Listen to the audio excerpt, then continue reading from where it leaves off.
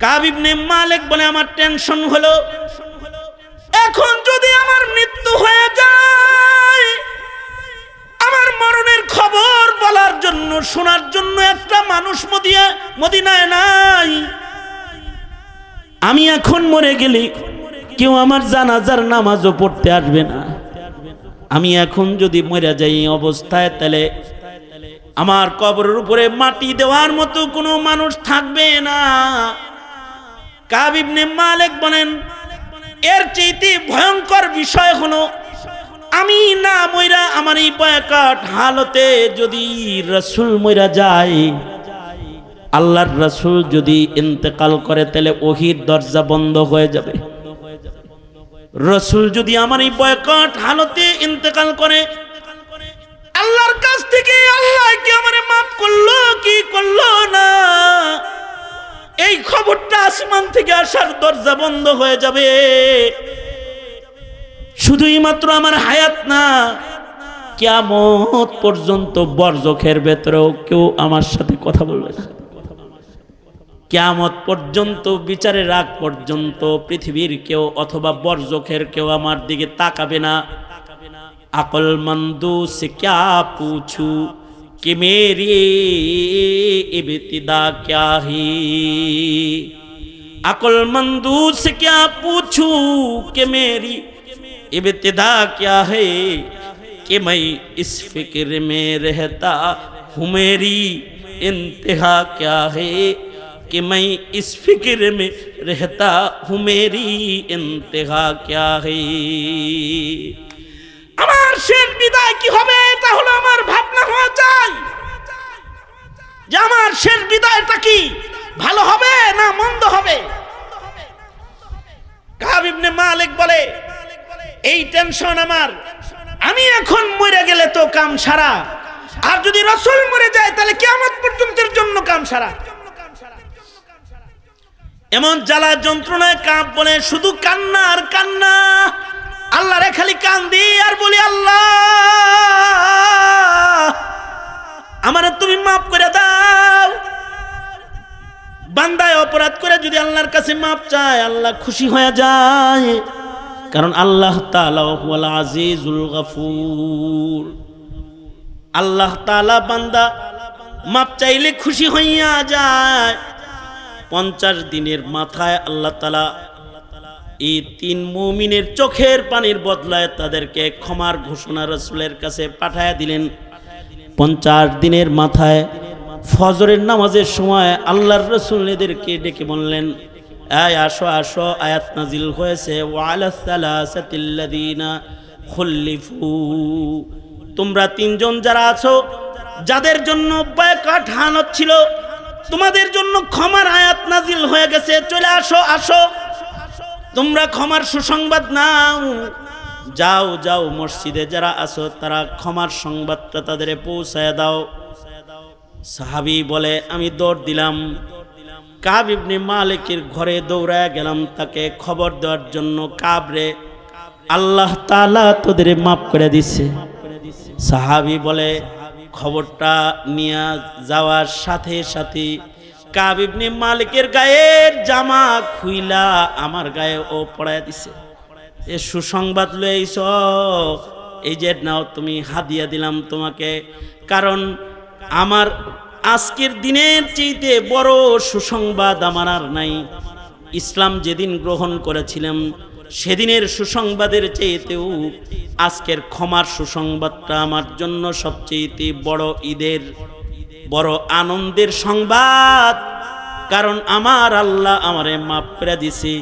এই সংবাদের চাইতে বড় সংবাদ আমার জন্য আর নাই। ইফতার হওয়ার আগে পুরাটা বিলীন করে ফেলছে। যখন মাগরিবের আজানের রক্ত হয়েছে আর ওনার কাছে খাবার আনতে বলেছে, ইফতার করবে, খাদেমায় শুকনা রুটি এনে দিছে, আর কয় এত টাকা আসলো, কয়টা টাকা কি ইফতার করার জন্য রাখা গেছিল না? হযরত উম্মুল মুমিনিন বলে, টাকা যখন সামনে ছিল তখন আমি যে রোজা এটা তো আমার স্মরণ ছিল না, আমার স্মরণে শুধু এটাই ছিল যে আমার আল্লাহরে কত বেশি খুশি করা যায়, কত বেশি খুশি করা যায়। अक्लमंदू से क्या पूछूं, अक्लमंदू से क्या पूछूं कि मेरी इब्तिदा क्या है,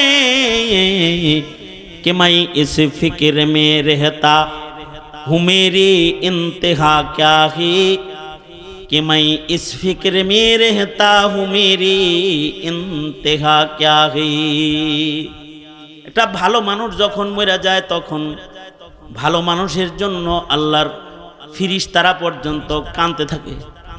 ভালো মানুষের জন্য জমিন কান্দে, ভালো মানুষের বিদায় বেলায় আসমান বাড়ি বর্ষণ করে, কাঁদে, বৃষ্টির ফোঁটা পড়ে যায়।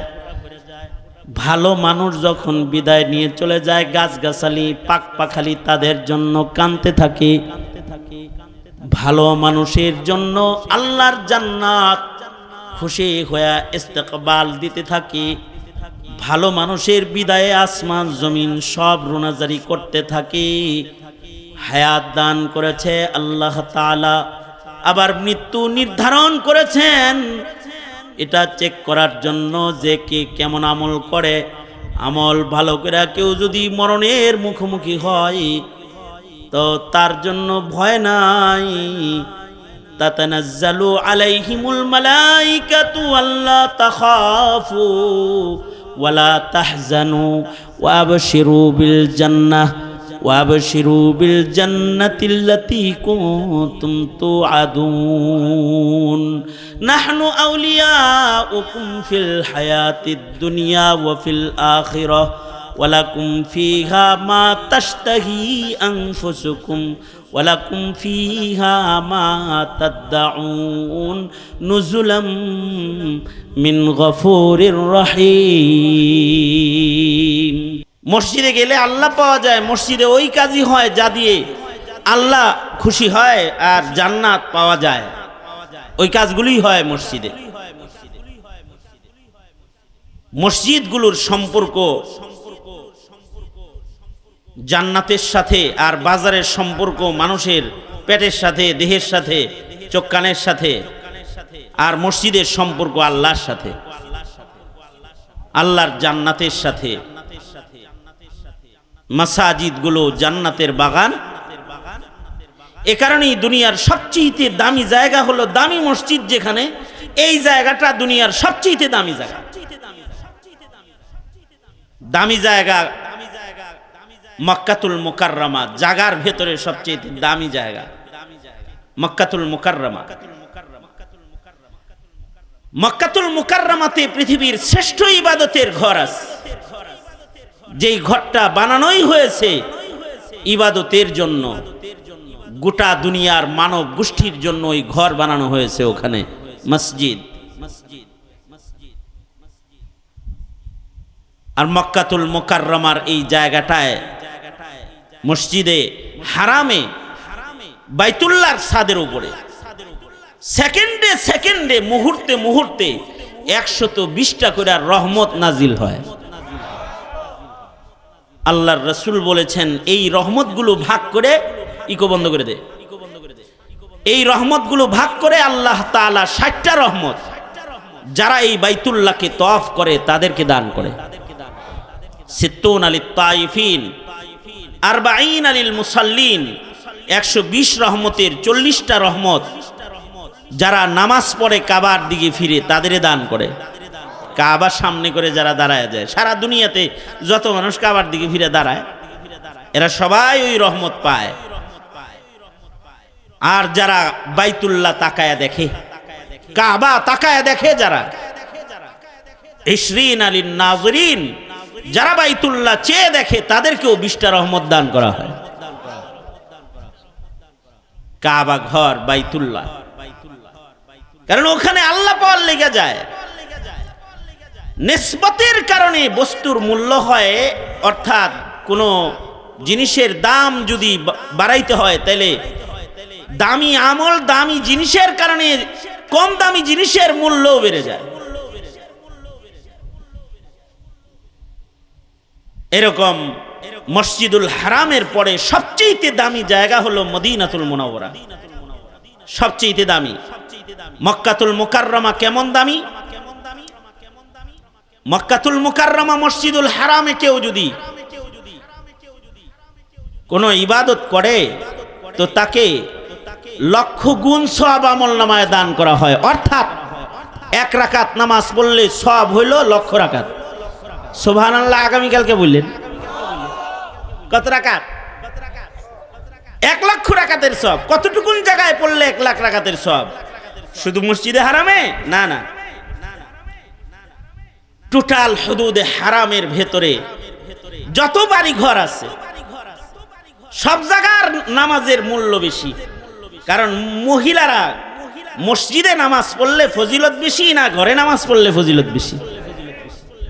অর্থাৎ কোন মহিলা হজ্জে বাইতুল্লাহতে গেছে, হুদুদে হারামের যে কোনো জায়গায় তার থাকার হোটেল বা বাড়ি একেবারে হুদুদের কাছাকাছি বাড়িতে থাকে,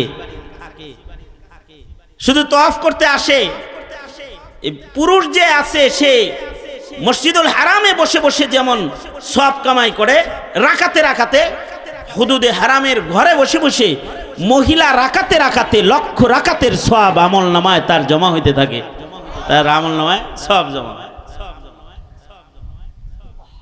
জায়গাটার এত দাম, মাটিটার এত দাম যে এই জায়গার হুদুদ সীমানা নির্ধারণ করেছেন আল্লাহর রাসূল। এটা হুদুদে হারাম, এটা হুদুদে হারাম, এই দক্ষিণ দিক থেকে এটা হুদুদে হারাম, এর ভেতরে কোনো বেঈমান প্রবেশ করতে পারবে না। যার মুখে কালিমা নাই তার এই জমিনের উপরে পা রাখার অধিকার নেই। এই কারণে হুদুদে হারামের গেটে গেটে সাইনবোর্ড দেওয়া আছে যে সাবধান, কালেমাওয়ালা ছাড়া কেউ কিন্তু এই এরিয়ার ভিতরে ঢুকবে না। এটা মক্কাতুল মুকাররমা, এটা বালাদে আমিন, ওয়াহাদাল বালাদিল আমিন। এটা নিরাপদ নগরী মক্কাতুল মুকাররমা। এটায় কোনো বেঈমান এখানে প্রবেশ করবে না। এটা শুধুই মাত্র তাদের জন্য যাদের মুখে আছে লা ইলাহা ইল্লাল্লাহ, লা ইলাহা ইল্লাল্লাহ মুহাম্মাদুর রাসূলুল্লাহ। এই কালিমাওয়ালারা খালি ঢুকবা, কালিমা ছাড়া যারা তাদের এই শহরে ঢুকার অনুমতি নাই। এই এরিয়ার ভেতরে, সীমানার ভেতরে কোন প্রাণী কেউ মারা জায়েজ নাই, মশা মাছি মারা জায়েজ নাই। এত মূল্য এই টোটাল হারামের এরিয়াকে আল্লাহ তাআলা দান করেছেন। মদিনাতুল মুনাওয়ারা মক্কাতুল মুকাররমার পরেই সবচেয়ে বেশি দামি, সবচেয়ে বেশি দামি মদিনাতুল মুনাওয়ারা। মদিনাতুল মুনাওয়ারাতেও কেউ যদি নামাজ পড়ে,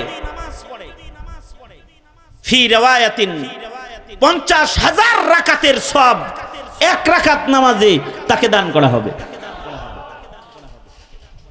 50,000 রাকাতের সওয়াব পাবে এরিয়ার ভিতরে ঢুকে ইবাদত করলে। মদিনার দাম এত বেশি কেন? এবার আমাদের আকাবিররা কথা কয়, মদিনার মাটিটার মূল্য আল্লাহর কাছে কেমন? মদিনার মাটি এমন দামি মাটি, মদিনাতুল মুনাওয়ারার মাটির তুলনা দুনিয়ার কোনো মাটির সাথে চলে না। কারণ ওটার ভেতরে আছে জান্নাতের মাটি। সরকার বলেন, মা বাইনা বাইতি ওয়া মিম্বরি রওজাতুম মিন রিয়াজিল জান্নাহ। আল্লাহর রাসূল বলেছেন, আমার ঘর আর আমার মিম্বরের মাঝের জায়গাটা সরাসরি আল্লাহর জান্নাতের বাগানের টুকরা। এই মাটিটার মূল্য এত বেশি, মহান মালিকের কাছে মদিনার মাটি এত দামি মাটি। আল্লাহ পাকের আরশের চেয়েতে আল্লাহ পাকের কাছে মদিনার মাটি, যেটা রওজায়ে আতহার নবী পাকের জিসমে আতহারের সাথে লেগে আছে, এই মাটির মূল্য আল্লাহর কাছে আল্লাহর আরশের চাইতে বেশি দামি। কেন এই মাটির মূল্য আরশের চাইতে বেশি? কেন? এইটা বুঝলেই বুঝে আসবে মসজিদের মূল্য কেন, অথবা এই মাহফিল বাজারের ভেতরে একটা মাহফিল হইতেছে, এটার মূল্য কেন। মদিনার মূল্য এত কেন? অথবা আমরা আমাদের উস্তাদদের কাছে প্রশ্ন করেছি, আরশের চাইতে মদিনার মাটি দামি কেন? তো আমাদেরকে আমাদের আসাতে যায় কেরাম বুঝাইছেন, আরশ মাখলুক, মাটিও মাখলুক। আরশ মাখলুক, মাটিও মাখলুক। আরশে আল্লাহ পাক সমাসীন, তাই আরশের দাম। মদিনাতুল মুনাওয়ারা মাখলুক হিসাবে, এটা জান্নাতের বাগান এখানে আছে, আর এখানে আল্লাহর পরেই যার বেশি দাম তিনি এখানে আছে। মাখলুক হিসাবে আরশের চাইতে মদিনার মাটির বেশি দাম, এজন্য যে মাখলুকাতের ভেতরে সবচেয়ে দামি মানুষ যিনি, তিনি মদিনার মাটিতে শুয়ে আছেন। কারণ আল্লাহর কাছে আল্লাহর আরশের চাইতেও দামি মুহাম্মদুর রাসূলুল্লাহ সাল্লাল্লাহু আলাইহি ওয়াসাল্লাম। মাখলুক হিসাবে আরশ মাখলুক, মুহাম্মদুর রাসূলুল্লাহ সাল্লাল্লাহু আলাইহি ওয়াসাল্লাম মাখলুক। আরশ দামি এজন্য যে আরশ মাখলুকটার উপরে রহমান মালিক সমাসীন, সুম্মাস্তাওয়া আলাল আরশ, আল্লাহ তাআলা আরশের উপরে সমাসীন, তাই আরশের দাম। আর মাখলুক যেহেতু এটা মুহাম্মদুর রাসূলুল্লাহ সাল্লাল্লাহু আলাইহি ওয়াসাল্লাম তো মাখলুক হিসেবে আল্লাহর পরেই নবীজির মর্যাদা। লা ইউমকিনুস সানাউ কামা কানা হাক্কুহু, লা ইউমকিনুস সানাউ কামা কানা হাক্কুহু বাদাজ খুদা বুজুর্গ তু ই কিসসা মুখতাসার, বাদাজ খুদা বুজুর্গ তু ই কিসসা মুখতাসার। আমার নবী মুহাম্মদুর রাসূলুল্লাহ সাল্লাল্লাহু আলাইহি ওয়াসাল্লাম, নবীজির মাখলুকাতের ভেতরে মূল্য হলো বাদাজ খুদা বুজুর্গ তুই। আমাদের নবীজি হলো আল্লাহর পরেই মাখলুকাতের ভেতরে সর্বশ্রেষ্ঠ। তিনি যেখানে আছে সেই জায়গার দাম আল্লাহর কাছে বেশি, কারণ আল্লাহ তাআলা আরশ থেকে সরে গেলে তো আরশেরও মূল্য মাখলুক হিসেবে কমে যাবে। তো যাই হোক, মুহাম্মদুর রাসূলুল্লাহ সাল্লাল্লাহু আলাইহি ওয়াসাল্লাম মদিনায় আছেন, সঙ্গত কারণে মক্কাতুল মুকাররমার যেমন হুদুদ আছে, মদিনার ওই রকম হুদুদ আছে। আল্লাহর রাসূল এই মদিনার শহরের জন্য দোয়া করেছেন। মদিনার হুদুদ নির্ধারণ আছে, নবীজি নির্ধারণ করে দিয়ে গেছেন এবং বলে গেছেন, এই দামি শহর মদিনা আমার মদিনা, এখানে যদি কেউ গাছ লাগায় তাতেও আল্লাহ তাআলা তার উপরে খুশি হয়ে যাবে। সাবধানের পাতাও ছিল না, মদিনার গাছ পাতাকেও লতা পাতাকেও মুহাব্বত করা ঈমান। মদিনার পাহাড়কে মুহাব্বত করা ঈমান। মদিনায় এমন পাহাড় আছে যারা আল্লাহর জান্নাতি। মদিনায় এমন কবরস্থান আছে আশা করা যায় ও গুরুস্থানের সব মাইয়িত আল্লাহর জান্নাতি। জান্নাতুল বাকি মদিনায় আছে। সরওয়ারে দু আলম নবীর রওজা আতহারের পাশে কবরস্থান জান্নাতুল বাকি মদিনাতুল মুনাওয়ারাতে আছে। এই জান্নাতুল বাকির মাইয়িত যারা হবে আশা করা যায় তাদের কবরে আযাব হবে না। মদিনার মাটির ভেতরে আল্লাহ তাআলা কবরের আযাব জ্বালাইবেন না, দোজখের আগুন জ্বালাইবেন না।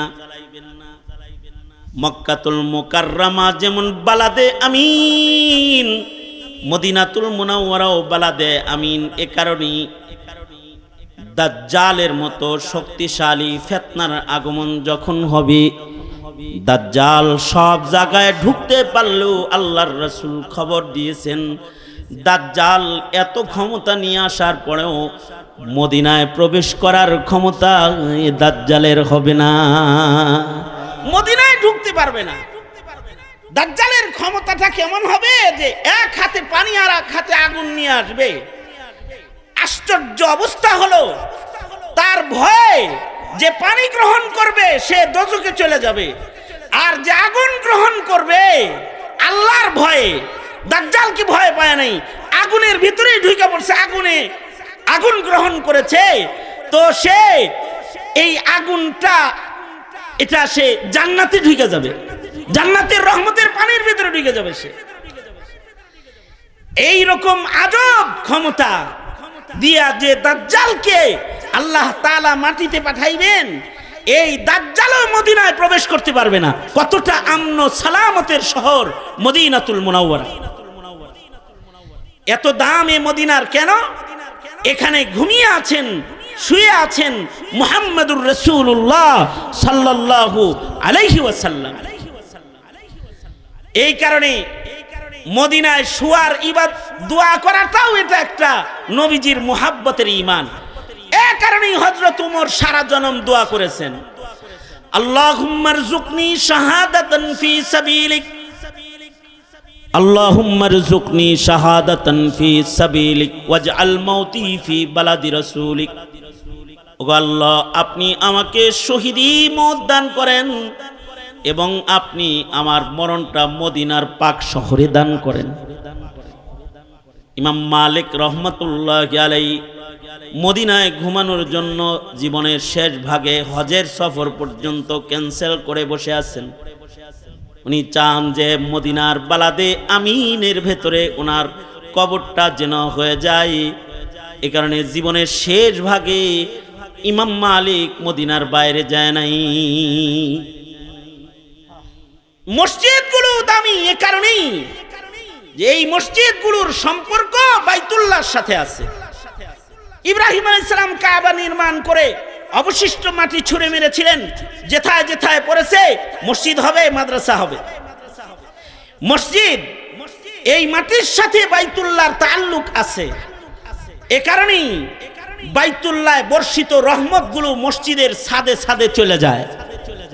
যারা মসজিদে ঢুকে রহমত তাদের মাথায় চলে যায়, ইমামের মাথায় যায়, ইমাম থেকে মুয়াজ্জিনের উপরে যায় নামাজের মাধ্যমে।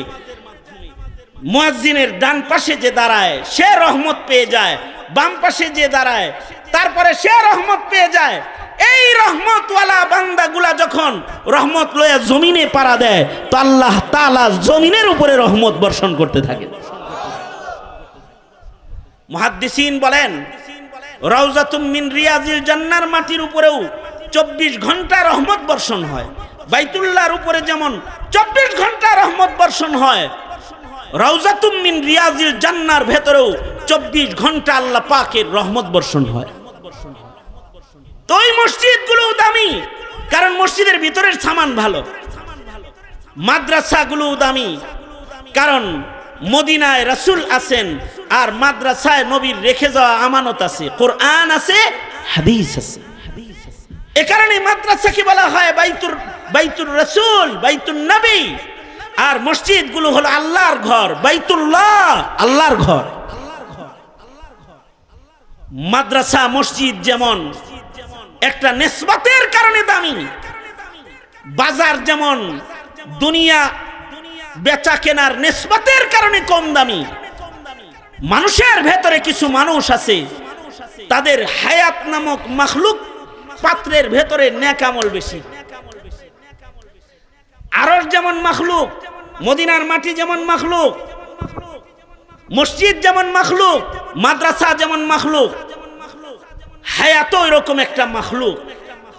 খালাকাল মাউতা, মৃত্যু একটা মাখলুক, ওয়াল হায়াতা, হায়াত একটা মাখলুক। আল্লাযী খালাকাল মাউতা ওয়াল হায়াতা, তার মানে হলো হায়াত মাখলুক, হায়াত কে বানাইছে? মৌত মাখলুক, মৌত কে বানাইছে? আল্লাহ বানাইছে। এবং হায়াত নামক এই মাখলুক পাত্রে যার নেক আমল বেশি হবে সে দামি, তার হায়াতও বেশি দামি। মসজিদে যেমন নেক আমলের কারণে মসজিদের দাম, হায়াতের ভেতরে নেক আমল বেশি হলে এই হায়াতওয়ালা মানুষটার দাম। যদি মানুষটার জীবনে নেক আমল বেশি হয়, মানুষটার হায়াতটা দামি, এই মানুষটা হায়াতে নেক আমল বেশি কামাই করে হায়াত পাত্রের নেক আমল বেশি রাখছে, তো তাকে আল্লাহর রাসূল বলেছেন চালাকাল কাইয়িসু মান দানা নাফসাহু ওয়া আমিলা লিমা বাদাল মাউত। হায়াতের ভেতরে নেক আমল যার বেশি সে হলো নেককার। নেককারদের জন্য আল্লাহ তাআলা হায়াত থেকে বের হওয়ার মরণ দরজা মাখলুক যেটা পাঠায় দিবে এটা ভালো হবে। আর হায়াত যাদের কম দামি হয়ে যাবে, গুনাহ বেশি হয়ে যাবে, তাদের সামনে মৌত নামক দরজা পাঠায় দেবে যেটা এটা খারাপ হয়ে যাবে। মৃত্যু নামক আখিরাতের জগতে পদার্পণ করার যে দরজাটা আল্লাহ বানাইছেন, এই দরজা দুই রকম বানাইছেন। নেককার হায়াতওয়ালা মানুষদের জন্য মৃত্যুটা একরকম, আর বদকার মানুষদের জন্য মৃত্যুটা আরেক রকম। সঙ্গত কারণে মানুষকে আল্লাহ দিছে হায়াত যে, ও মানুষ তুমি কি নেক আমল বেশি করো নাকি গুনাহ বেশি করো, এটা কিন্তু আমি পরীক্ষা করবো। পরীক্ষা কইরা এটা আমি নির্বাচন করবো তুমি নেককার না বদকার হায়াতে। যদি নেককার হও মৃত্যু হবে একরকম, আলে ইবরাতু বিল খাওয়াতিম। হ্যাঁ, তবে ওয়াহুয়াল আজিজুল গফুর, আল্লাহ তাআলা আজিজ, আল্লাহ তাআলা গফুর। আল্লাহ তাআলা যারা হায়াত ভুলে ভালে গুনাহ কইরা নষ্ট কইরা ফেলাইছে তাদেরকে চান্স দিয়ে রাখছে। যদি হায়াতের শেষ ভাগেও কেউ বুঝালায় আমি তো হায়াতে 40 বছরে নামাজ পড়ি নাই রে, আমি তো 50 বছরে ইবাদত করি নাই রে, আমি তো কবরে যাওয়ার সময় আমার হয়ে গেল, বার্ধক্যের ছবলে আমি আক্রান্ত, কিন্তু আমি তো সুন্নত দিয়ে নিজের সাজাই নাই, তো এই রকম ভয় আর ভীতি যার ভেতরে আসবে আর মরণের আগে যে তওবা করবে, আল্লাহ পাকের শান হলো আল্লাহ আজিজ, আল্লাহ পাকের শান হলো আল্লাহ পাক গফুর। আল্লাহ তাআলা দয়া কইরা গফুর মালিক, ক্ষমা কইরা এই বান্দার জিন্দেগীর গুনাহ মাফ কইরা মৃত্যুটা তার সুন্দর হিসাবে হাজির করে দিবে যদি মরার আগে কেউ তওবা করে। মরার আগে তওবার সুযোগ সকলের হয় না, কৃতকর্ম সবার সুন্দর হয় না, আর তওবার সুযোগ আল্লাহ তাআলা সকলকে দেয় না। এই যেমন আপনারা এখানে আসছেন, এইখানে একটা দোয়া মাহফিল হবে অথবা মৌলবীরা কথা বলবে, এই এলান এই এলাকার বহু মানুষের কানে গেছে, সকলকে আল্লাহ এখানে তওবার জন্য আনে নাই, সবাইকে এখানে আল্লাহ তাআলা হাজির করেন নাই।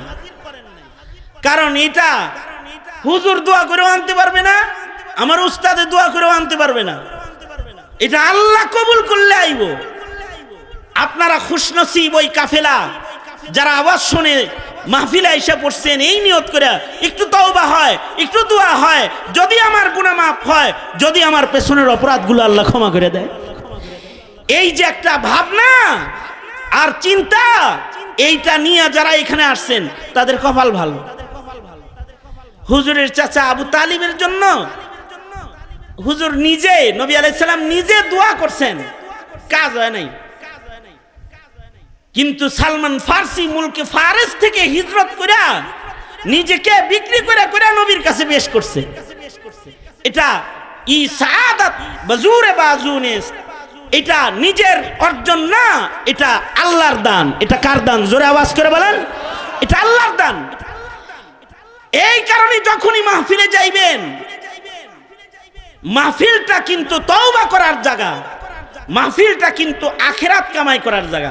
যদিও মাহফিলটা বাজার নামক নিকৃষ্ট জায়গার একটা এরিয়ায় হইছে, কিন্তু এখানে যারা বসছে তারা কিন্তু আখিরাতের সদাই করার জন্য বসছে। এই কারণে এই জায়গা অথবা এই বাউন্ডারিটার কত দাম। আল্লাহর রাসূল বলেছেন যারা এইখানে বসবে, আসছিল বাজার করতে কিন্তু কিছু সময়ের জন্য বসছে, তাদের জীবনের গুনাহ আল্লাহ মাফ করবে, কারণ তারা এমন এক কাফেলার সাথে বসেছে যারা তাদের হৃদয়ে আল্লাহ বসাইতে চায়, হায়াত পাত্রকে পবিত্র করে যারা আল্লাহর জান্নাতে ঢুকতে চায়, এদের সাথে এরা বয়ে বসছে। কারণ কর্ম এটা বড়। আমরা তো বুকা, তো আমরা যাইতেছি কবরে, কিন্তু কবরের চিন্তাই আমাদের হয় না। হ্যাঁ, হুজুররা একটু স্মরণ টরণ করাই দিলে কিছু সময় থাকে, তারপরে আবার থাকেও না, ভুলে যায়। কিন্তু এই ফিকিরই আমাদের নাই। আমরা এত নির্বোধ, এত বুকা যে যাইতেছি কবরের দিকে, তাকায় রইছি দুনিয়ার উপরে। যেখানে আমাদের যাত্রা সেদিকে আমাদের নজর নাই। কদম সুয়ে মারকাদ, কদম সুয়ে মারকাদ, नजर सूए दुनिया, किधर जाना है और किधर देख रहा है, किधर जाना है और किधर देख रहा है।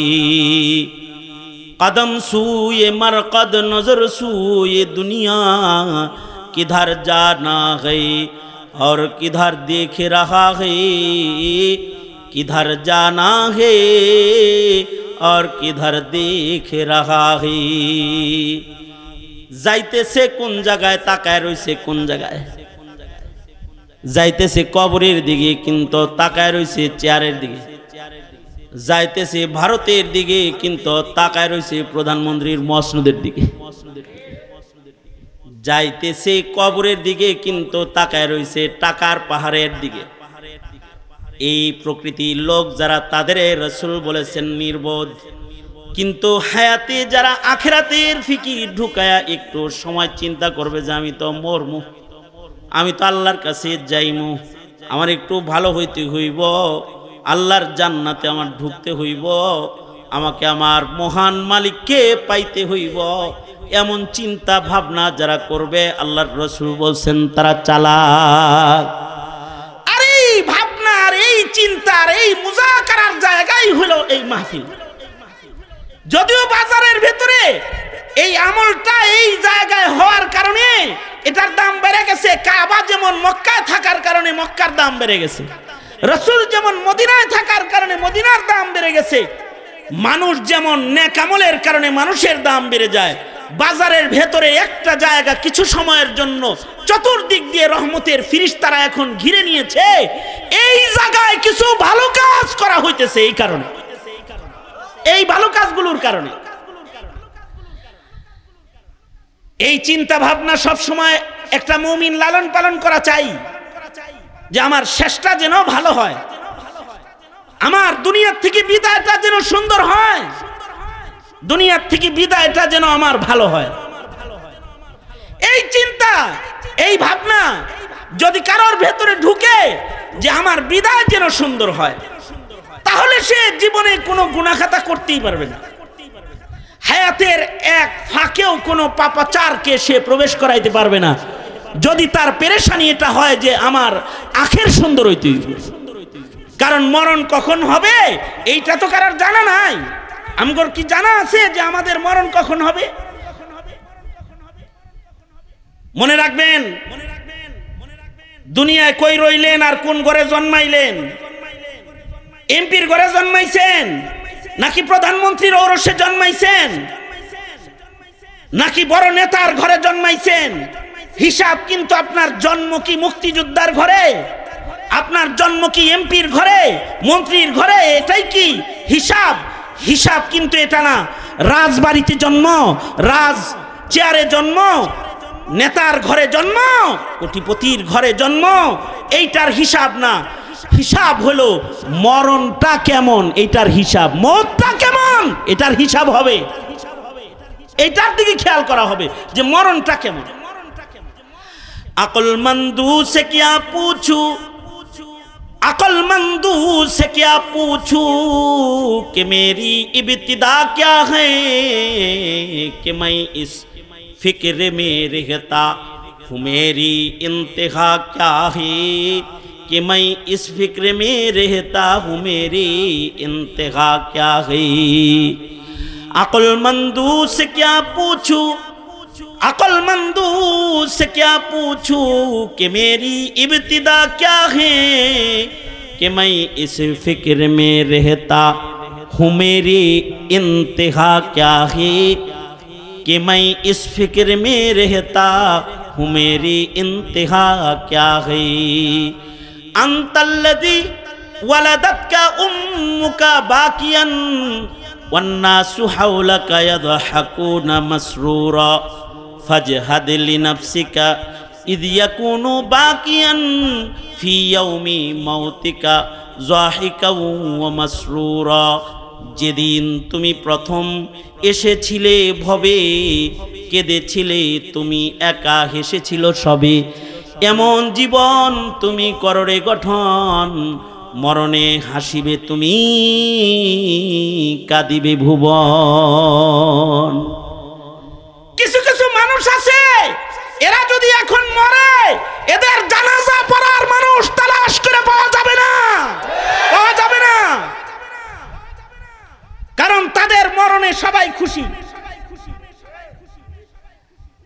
জানাজা পড়তে হইতো না কেউ। আখের আঞ্জাম যেন এমন ভয়ঙ্কর হয়ে না যায়, যার যার জায়গা থেকে সে তার আখের আঞ্জামকে সুন্দর করার মেহনত করো, কারণ শেষ ভালো যার সব ভালো তার। কোন জায়গায় বসেছিলে এটাও হিসাব না, সুইস ব্যাংকে কত কোটি টাকা রাখা মরছো এটাও হিসাব না, কয় দেশের রাজা বাদশাহী করেছো এটাও হিসাব না, কয়খান আমল করছো আর মানবিক ভাবে মানুষ হিসাবে কি জালেম ছিলা নাকি কামেল ছিলা, নেককার ছিলা নাকি বদকার ছিলা, হিসাব হলো এইটার হিসাব, এটার হিসাব। এ কারণে আমরা তো হায়াতের আয়েশ আরাম এটার দিকে খুব নজর, কিন্তু মরণের সময় কি হবে এইটার খেয়ালই আমাদের নাই, এটার খেয়াল আমাদের নাই। এইটার খেয়াল যারা জীবনে করেছে তারা টাকাওয়ালা হয়েও টাকাকে ধরে রাখতে পারে নাই, এইটার খেয়াল যারা করেছে তারা রাজ সিংহাসনে বসে থেকেও কারোর উপরে জুলুম যারা জুলুম করতে পারে নাই। এইটার হিসাব যারা করেছে তারা অনেক বড় শিক্ষিত হয়েও নিজেকে মিটায়া দিতে তারা দ্বিধাবোধ করে নাই, তারা দ্বিধাবোধ করে নাই। এইটার হিসাব যারা করেছে, যেমন হযরত আবু বকর, উমর, উসমান, আলীর মতো মানুষ যাদেরকে রাসূল জান্নাতের বাশারাত দিয়েছেন দুনিয়াতেই, তারাও তাদের বিদায় চিন্তায় এত ব্যস্ত ছিলেন, ব্যতিব্যস্ত ছিলেন যে তারা তাদের এত বড় উঁচু মাকামে বসা থাকার পরেও তারা তাদের বিদায়ের চিন্তায়, মরণের চিন্তায় অস্থির থাকছেন, মরণের চিন্তায় পেরেশান থাকছেন। হযরত উমরের মতো মানুষ, হযরত উসমানের মতো মানুষ,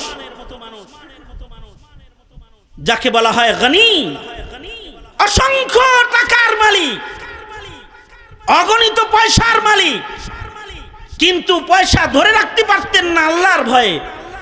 একদিনেও এমন সাদকা করতেন যে ওনার একদিনের সাদকায় দুর্ভিক্ষ শেষ হয়ে যেত।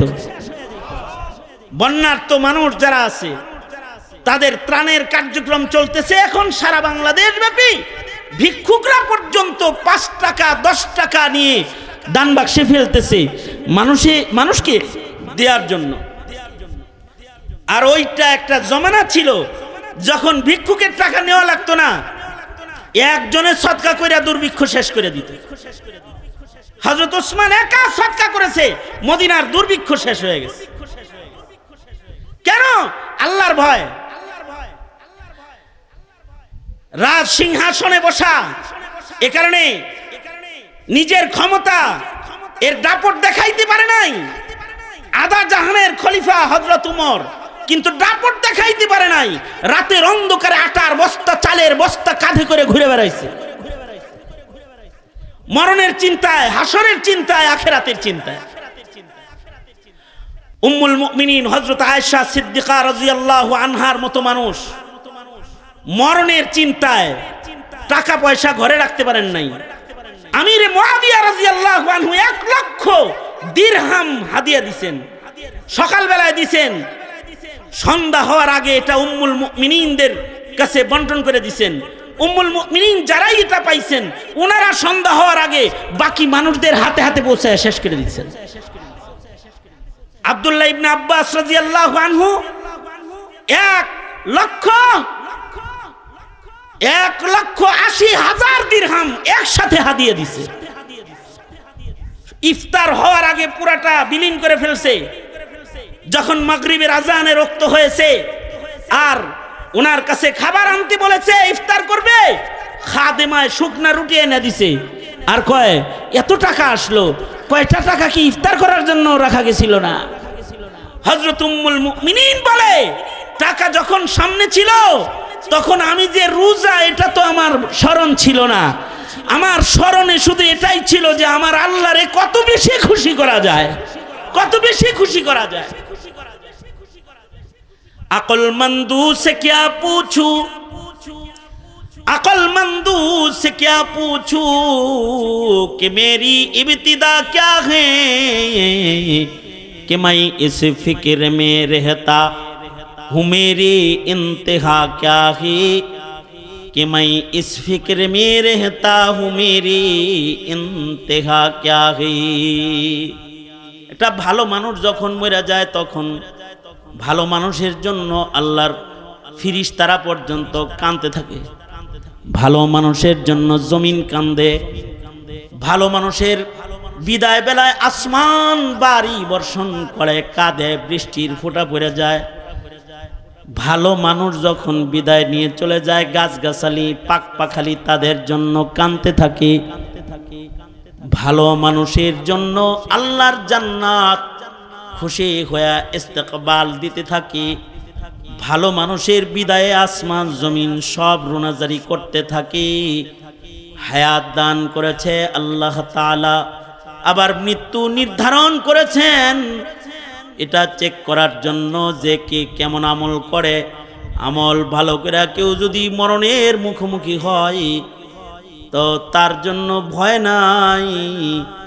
তাতানাজ্জালু আলাইহিমুল মালাইকাতু আল্লা তাখাফু ওয়ালা তাহজানু ওয়াবশিরু বিল জান্নাহ ওয়াবশিরু বিল জান্নাতিল্লাতী কুনতুম তুআদুন নাহনু আউলিয়াউকুম ফিল হায়াতিদ দুনিয়া ওয়া ফিল আখিরাহ ওয়ালাকুম ফিহা মা তাশতাহি আনফুসুকুম ওয়ালাকুম ফিহা মা তাদউন নুজুলাম মিন গফুরির রহিম। সুতরাং এখানে যারা এখন আমার কথা শুনছেন, এদের অনেকেই এমন আছেন যে যারা 5 ওয়াক্ত নামাজ পড়েন না। অনেকেই আছেন এরকম যাদের কবিরা গুনার অভ্যাস আছে। যদি হিসাব আপনার এটাই হয় যে আল্লাহ হায়াত নামক যে জিনিসটা আমারে দিছে, এর 50 বছর ছিলাম বেনামাজি, কয়দিন ধরে নামাজ ধরছি। এর 40 বছর ছিলাম রোজা ছাড়া, কয়দিন ধরে আমি রোজা রাখছি। অথবা হাত্তাল আন এখনো পর্যন্ত আমি দাড়ি কাটছি, অথবা আমি বেনামাজি। তার জন্য আমি একটা খুশখবরি লইয়া আসছি। সেটা হলো এই, সেও যদি এই মুহূর্তে আল্লাহর কাছে তওবা করতে পারে তো উলাইকা ইউবাদদিলুল্লাহু সাইয়্যাতিহিম হাসানাত, আল্লাহ তাআলা তার পেছনের সব গুনাহ এক মুহূর্তের ভিতরে ক্ষমা করে মরণটা তার ভালো বানায় দিবেন। আল্লাহ তাআলা ভালো বানায় দিবেন যদি সে তওবাকারী হয়ে যায়। মুহতারাম হাজিরিন, এই চিন্তাটা নিজেদের ভেতরে আনি যে আমার বিদায় কেমন হবে।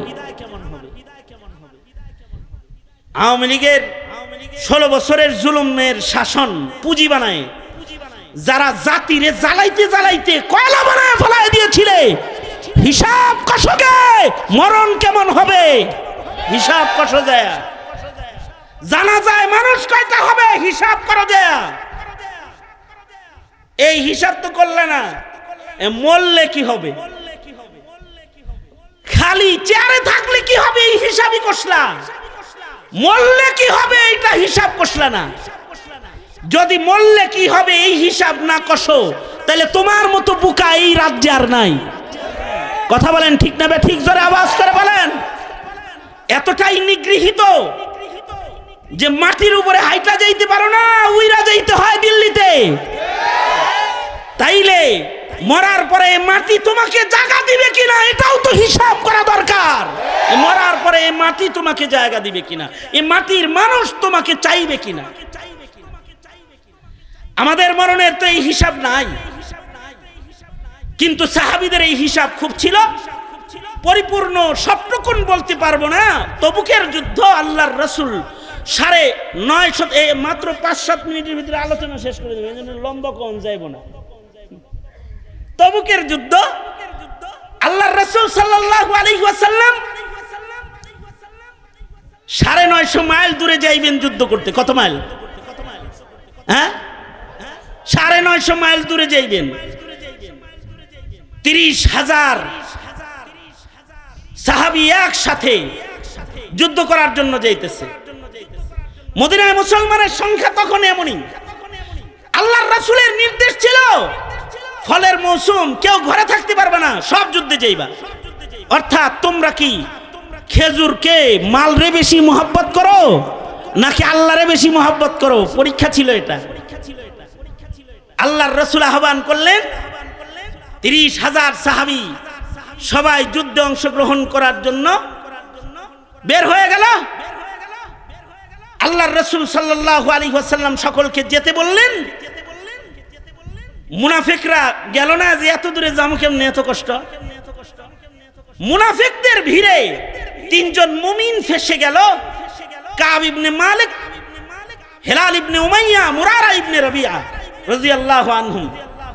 এই 3 জন ফাইসে গেলেন। এই 3 জন চিন্তা করলেন নবীজি দল লয়ে যাইতেছে, যাইতে থাক, আমরা পরে যাওয়া শামিল হব। আল্লাহর রাসূল তবুক চলে গেলেন। যে জিজ্ঞেস করলেন কাব ইবনে মালিক আসেন নাই, আসে নাই? সাহাবীরা বলল দুনিয়ায় ধরছে, খেজুর বাগানে ধরছে, এ কারণে আসে নাই। আল্লাহর রাসূল সাল্লাল্লাহু আলাইহি ওয়াসাল্লাম যুদ্ধ শেষে মদিনায় প্রত্যাবর্তন করে ফেললেন। কাব হঠাৎ করে খবর পেল যে রাসূল আয়া পড়ছে। ওনার কিন্তু যাওয়ার নিয়ত ছিল, যাই যাই যাই যাই করে আর যায় না। আল্লাহর রাসূল ফেরত চলে এসেছেন, খবর পেয়ে গেলেন। এবার যখন নবী ফেরত আইতেছে, এখন তো আর বেরোয়ার কায়দা নাই। যুদ্ধ শেষ ফেরত আইতেছে, এখন কি আর যাওয়ার কায়দা আছে? উনি চিন্তা করলেন কি কথা রাসূল আসলে আমি বলবো।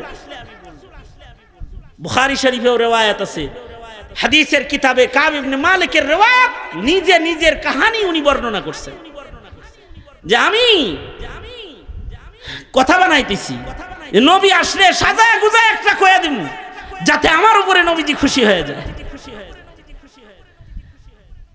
আল্লাহর রাসূলের আদত মাফিক আল্লাহর নবী মদিনায় ঢুকে মসজিদে নববীতে প্রবেশ করলেন।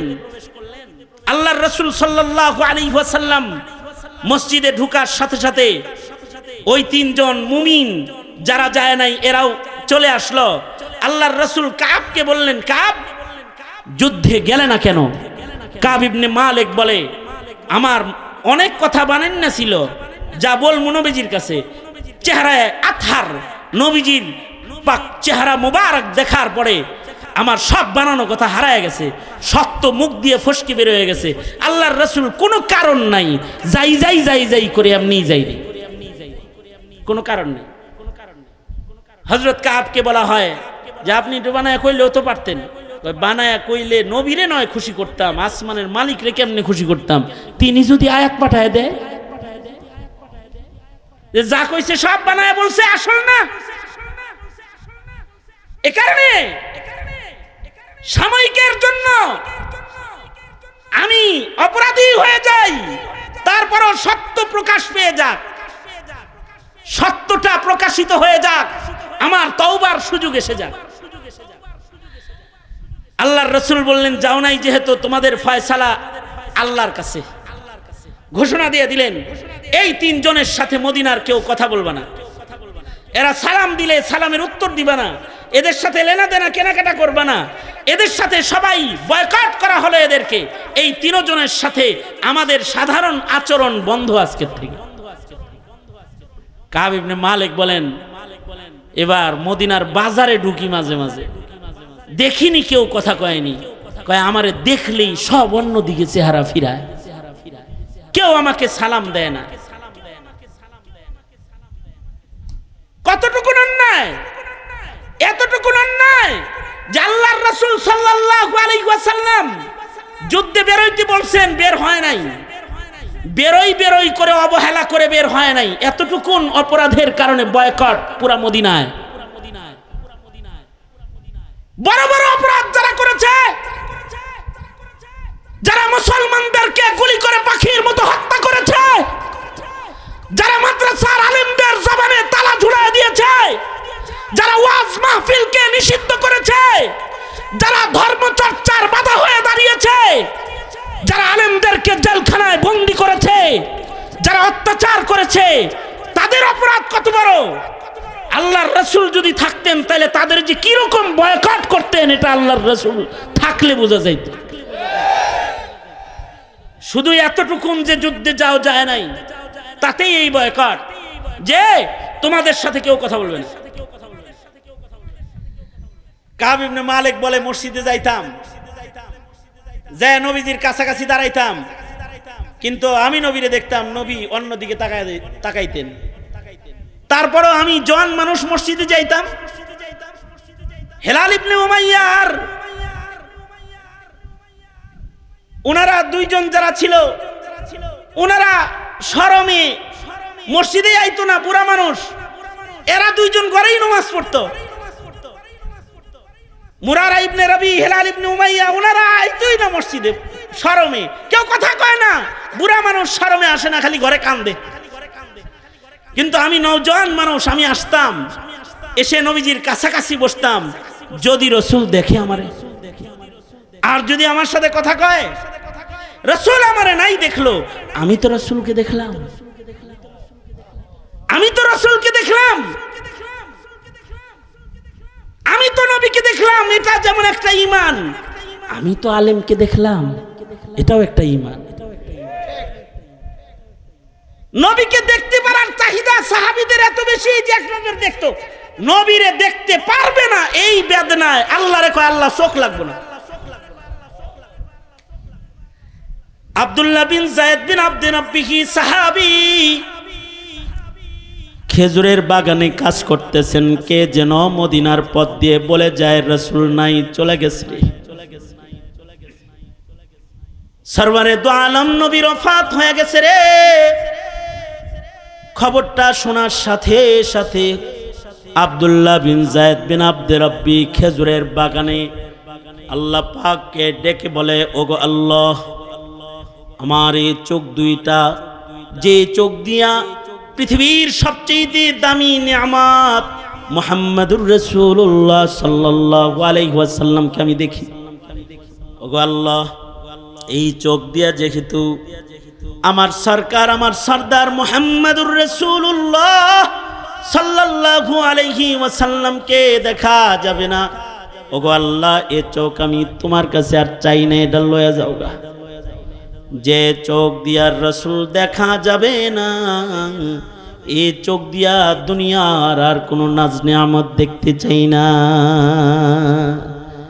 এবং দোয়াটা এমন দোয়ায়ে মুস্তাজাব, এমন ভাবে উনি দোয়া করেছেন, এক দিক দিয়া দোয়া শেষ হইছে, আর এক দিক দিয়া আল্লাহ তাআলা ওনার চক্ষু দুইটাকে অন্ধ করে দৃষ্টিশক্তি নিয়ে গেছে। রাসূলকে দেখাও তো এত ইমানি এক কাম। কাব ইবনে মালিক বলেন, রাসূল আমারে নাই দেখলো, আমি তো নবীরে দেখতে পারি, তাই যাই মসজিদে। 40 দিন হয়ে গেল। 40 দিন পরে আল্লাহর রাসূল আমাকে ডাকলেন। ভাবলাম কোনো সুখবর হবে নি, কিন্তু কাছে যাওয়ার পরে আল্লাহর রাসূল বলে, কাব ইবনে মালিক শোনো, এতদিন পর্যন্ত তোমার বিবি 40 দিন তোমার সাথে কথা বলেছে, আজ থেকে বিধান আরো কঠিন হয়ে গেল, নিজের বিবিকে তাড়াতাড়ি বাবার বাড়ি পাঠায় দাও, একা থাকবা। কাব ইবনে মালিক বলে, এতদিন পর্যন্ত দুঃখের কথা বলার মতো একজন ঘরে ঘরণী আমার ছিল, কিন্তু আজকে সেও নাই। শুধু আল্লাহর রাসূলকে এটা আমি জিজ্ঞাসা করলাম, ওগো আল্লাহর নবী, এমনি বাবার বাড়ি পাঠায় দিব নাকি তালাক দিতে হইব? সরকার বললেন, তালাক দিতে হবে না, এমনি পাঠায় দাও। হযরত কাব ইবনে মালিক বলে, বউটাও ঘর থেকে চলে গেল, এবার আমি একলা ঘর। জাতি ক্ষমা করবে আগে পিছে, যারা অপরাধী, অপরাধ জগতে যারা রাজ করেছে তাদের বলবো, কাব ইবনে মালিক, হিলাল ইবনে উমাইয়ার মতো অন্ধকার ঘরে চোখের পানি ফেলে রবের ক্ষমা নেওয়ার চেষ্টা করো, মরার আগে রবের ক্ষমা নেওয়ার চেষ্টা করো। রব যদি কারোর অপরাধকে ক্ষমা না করেন, তাহলে তার বিদায় বড় ভয়ঙ্কর, তার কবর বড় ভয়ঙ্কর। এই কারণে এই হায়াতের মূল্যবান সময়, এই সময়গুলোকে শুধু আয়েশ রং তামাশায় না কাটিয়ে ইবাদতের ভেতরে কাটাইবার কিছু ভাবনা, কিছু চেতনা, কিছু অঙ্গীকার আমাদের জীবনে জরুরত আছে না নাই? জোরে বলেন। এই অঙ্গীকারগুলো করায় উম্মতের উলামায়ে কেরাম জাতিকে। সুতরাং আলেমও দরকার আছে, এই অঙ্গীকার করারও দরকার আছে, জাতিকে দোজখের আগুন থেকে বাঁচাইবারও দরকার আছে, ঠিক না? ঠিক। তাহলে এই মাদ্রাসার পাশে থাকবেন তো ইনশাআল্লাহ? ইনশাআল্লাহ থাকবেন তো ইনশাআল্লাহ?